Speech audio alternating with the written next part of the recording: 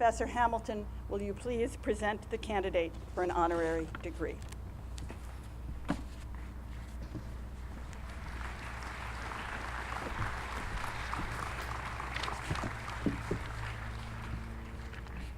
President Amat, I am honored to present Elizabeth Eckford, American civil rights icon, for the degree of Humane Letters. On September 4th, 1957, 15-year-old Elizabeth Eckford left her home to attend her first day at Central High School in Little Rock, Arkansas, and walked into one of the most seminal moments in United States history. Ms. Eckford is one of the Little Rock Nine. Students remembered for desegregating a major Southern high school following the Supreme Court's decision in Brown versus the Board of Education to integrate American public schools. Ms. Eckford was the first of the nine to arrive at the school that morning and was ultimately blocked by armed members of the Arkansas National Guard. She also faced an incensed segregationist mob alone, a moment captured in an iconic photograph by Will Compte. Ms. Eckford and her 8 classmates waited nearly 3 weeks before making a second attempt to attend Central High, which resulted in more riots and prompted President Dwight Eisenhower to call in the 101st Airborne Division to escort the students. Although the Little Rock Nine successfully entered the school, they faced daily hatred from students and staff throughout the year.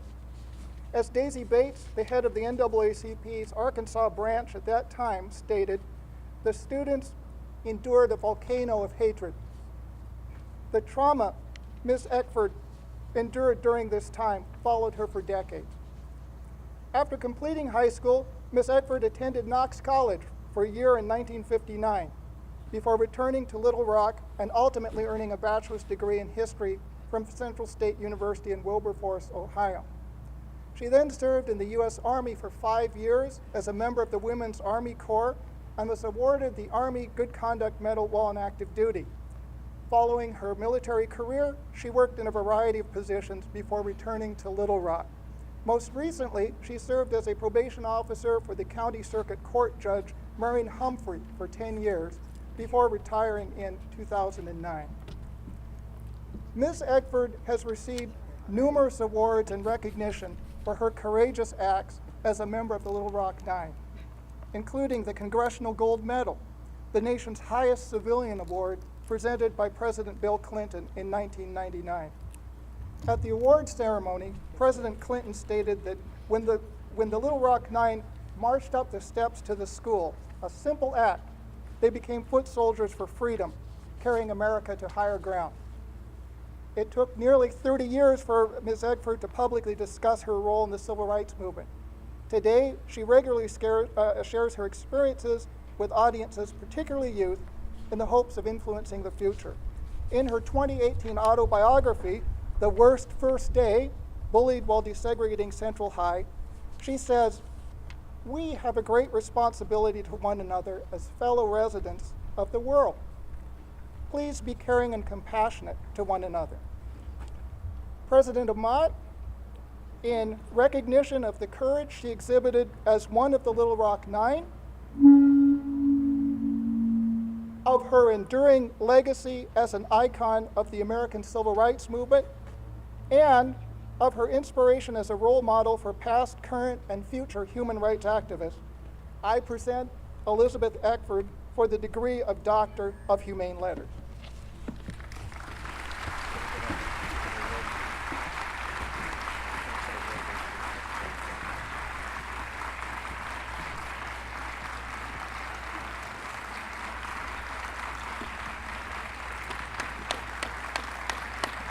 Let's give it a moment.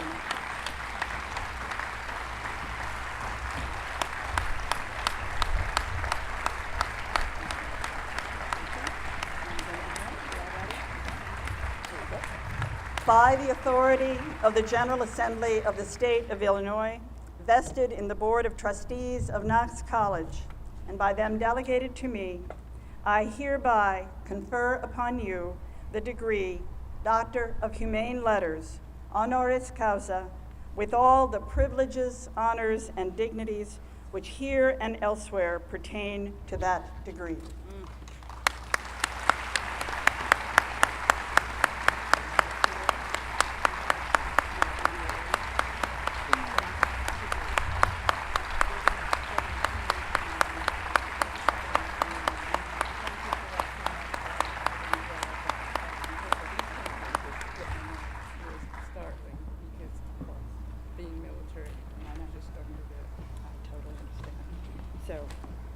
Yeah. Here's the water. Yeah. Would you like some water? Mm-hmm. Right here. Okay. Let me grab this out of the way. I was startled when it was announced that I would receive an honorary degree because I had spent years not thinking I was worthy of being an alumna here. I came to Knox as one of 9 Negro students, but my experiences here were extremely different from what I had lived through at high school. To the freshmen, you can recreate yourself here. You can rescue yourself here. I was a very, very shy teenager, but I was privileged to play a role in a play, and I spent at least 10 hours a week in the theater doing nothing but pasting up and hammering in. But I remember that I felt so privileged to be here because there were experiences available that I had not even imagined. If you have suffered through trauma, don't do what I did. I didn't even know that I had post-traumatic stress disorder until I was diagnosed in 1980.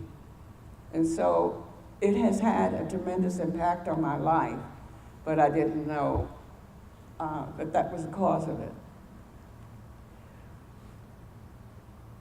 I have restarted my life, and it began with letters from students. In 1999, I was invited to speak to a group of students who had taken a civil rights tour throughout the South and were coming to Little Rock.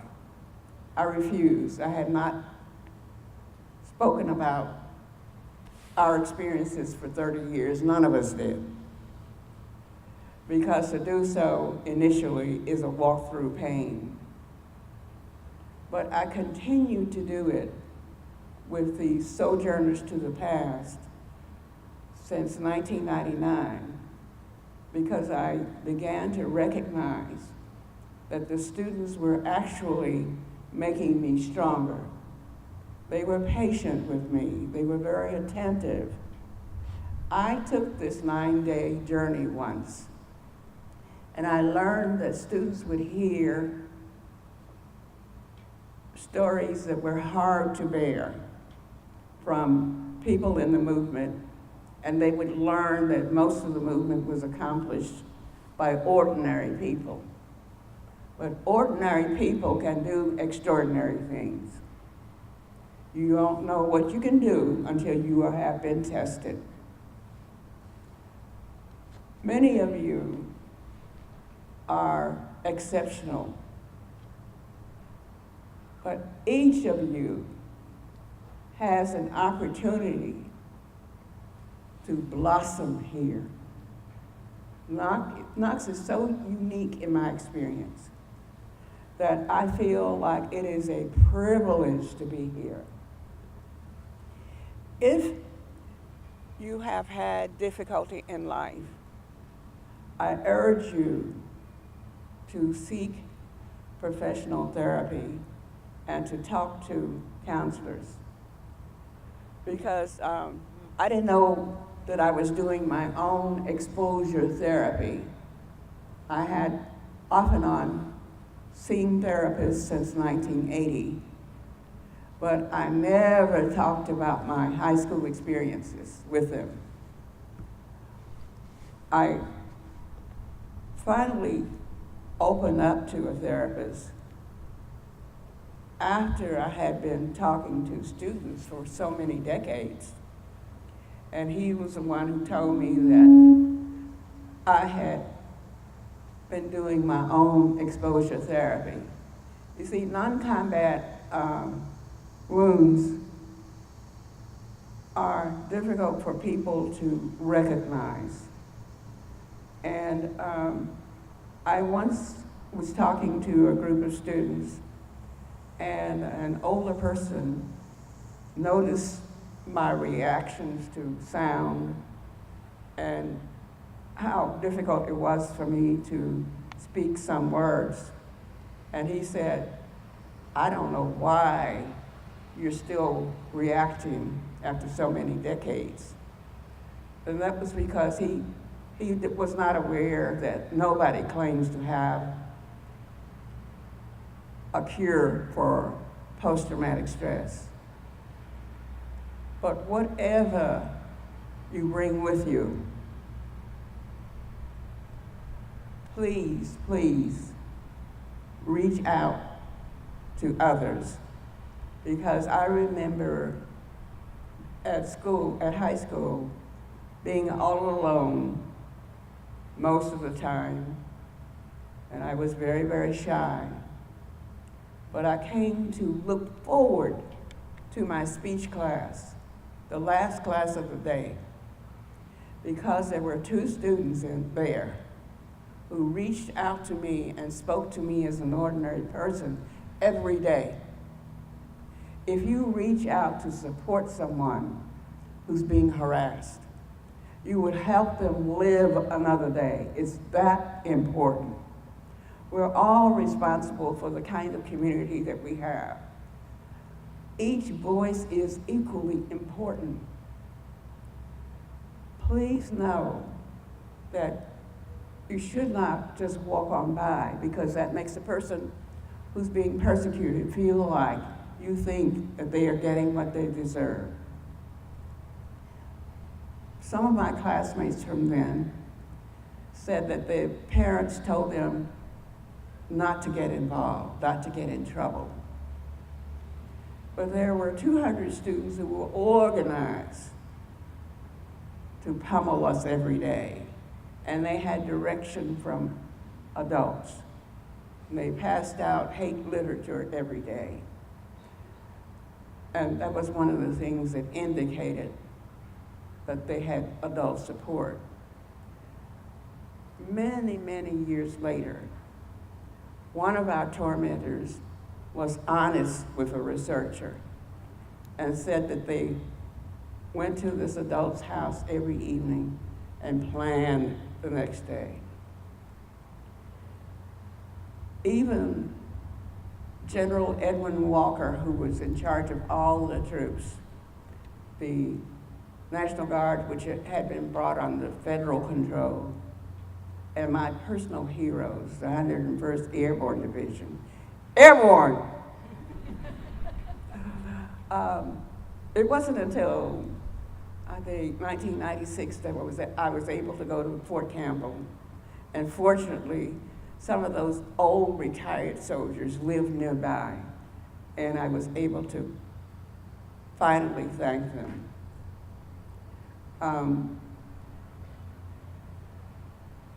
Many people think that the worst that happened was on the first attempt to go to school. But we endured hell every day. There, among the Little Rock Nine is one who had a serious heart condition. Thelma Mothershed had a hole in her heart for decades before open heart surgery was possible. There are two reasons that we insisted on going back to school every day. One is Thelma insisted on going back to school every day. This was one of her few opportunities to actually go to school but she had been so frail that she had not been able to go to school. She was largely homeschooled. How could we leave her behind? Another reason is that even though we started out as individuals with individual motives, principally to get the best education possible, because all of us knew that we needed scholarships to go to college, and all of us were rather insistent that we would go to college. Even though for my family, I knew that my parents could not afford to send me to college. Both of them worked 2 jobs to take care of 6 children, pay the mortgage, and pay the car note. I tell you this because I want to honor my parents for their years of dedication to their children. I come from a very repressive, old-fashioned household. My mother is gone now, and so I feel free to call her the Queen of No. For those students who were interested in going to Central, the superintendent let them know that they couldn't participate in any extracurricular activities. This wasn't a loss to me. The Queen of No didn't want any of her kids at school in after hours. My mother was extremely protective. She worked at the Negro School, Arkansas Negro School for the Deaf and Blind, where my brother went to school. The thing that hurt my mother the most was that at the end of the school year, she was not rehired for the next year. The wages were replaceable with any other service job. Well, the importance of my mother being there was that she was there to look after my brother, who did not speak. He's not deaf. It took us a long, long time to recognize that he is autistic. He told, once he saw aides drawing blood from other patients, and he said to them, "You need to leave Oscar alone." That was one of the few times that people who were with him every day heard him say anything. I know I'm rambling, but there's one thing that I intentionally say, and I repeat, that language is powerful. And if you reach out to support someone who's being harassed, you truly can have a profound impact on them, help them continue. Thank you very much.